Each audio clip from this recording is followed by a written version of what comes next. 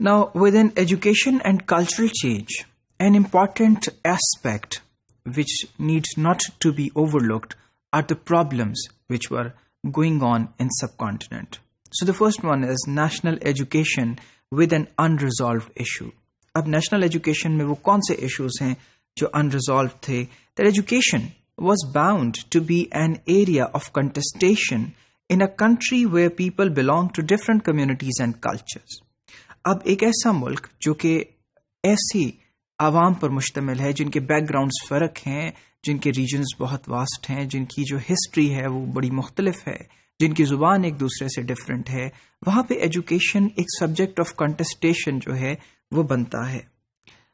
For majority education was linked to a larger Hindu religious cultural background. اور majority کے لیے تعلیم یا علم کا حصول وہ تھا جس پہ کسی نہ کسی طرح ہندوازم کی ایک چھاپ تھی، اور ہندو فلسفی چونکہ وہ میجورٹی میں پرویل کرتی تھی اس کا ایک لنک نظر آتا تھا. However, for minorities, religion was also linked to a specific culture.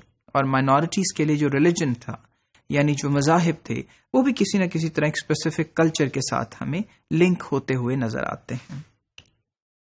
Indian nationalism کا فینومینا. اب انڈین نیشنلزم کا فینومینا 1920s میں ایمرج ہوتا ہے and stressed on unity in the shared past. اور یہ کہتا ہے کہ یونٹی کے اوپر زور دیجیے چونکہ ہماری ہسٹری جو ہے وہ مشترک ہے. It further believed that loyalty and affiliation to cultural and religious features of a specific community were the main obstacles to national unity. اور ان کا یہ کہنا ہے کہ جو آپ کی affiliation ہے کمیونٹیز کی اپنے کلچرز کے ساتھ اور اپنے خاص مذاہب کے بعد، وہ سب سے زیادہ بڑا obstacle یا رکاوٹ ہے نیشنل یونٹی کی اور نیشنلزم کے راستے میں. کیونکہ آپ سب ریلیٹ کر رہے ہیں اپنے اپنے کمپوننٹس کے ساتھ، تو پھر نیشنل یونٹی تک پہنچنا اور انڈین نیشنلزم کا حصول جو ہے وہ بہت مشکل ہے. Common political and economic interests of the Hindus, Muslims and other communities were underlined in the national approach. اب اس نیشنل اپروچ میں ہندو، مسلمان اور مختلف مذاہب کے لوگوں کے جو انٹرسٹ ہیں، جو کمیونٹیز کے ڈفرینٹ پراپرٹیز ہیں، جو کمیونٹی کی ڈفرینٹ خصوصیات ہیں، ان کو انڈر لائن کیا گیا. Struggle for freedom was of primary importance. اور پھر آزادی جو ہے، جو آزادی حاصل کرنا ہے، اس کو بھی پرائمری امپورٹینس دی گئی. نہرو کے کچھ الفاظ ایسے ہیں کہ religion ریسیڈز into the back ground and nationalism appears in aggressive گاربس and behind nationalism other ازمز which talk in social and economic terms. یعنی ریلیجن جو ہے وہ بیک گراؤنڈ میں ہونا چاہیے نیشنلزم کی، اور نیشنلزم کو سامنے ہونا چاہیے، اور پھر نیشنلزم کے پیچھے دوسرے ازم جن میں ہم اکنامک اور سوشلزمس کی بات کر سکتے ہیں. تو ہمیں ان کے یہ کہنے میں اور ان کے اس عبارت میں یہ تاثر نظر آتا ہے کہ جو نیشنلزم ہے وہ سب سے آگے ہوگا. اب ایجوکیشن کی طرف آئیے تو Wardha scheme was framed in the spirit of Indian nationalism. اب وردھا اسکیم اپنی سب خصوصیات کے ساتھ اور پازیٹیوٹیز کے ساتھ نیشنلزم کے رنگ میں رنگی ہوئی تھی، لیکن اس میں جو فور موسٹ بات تھی وہ انڈین نیشنلزم تھی.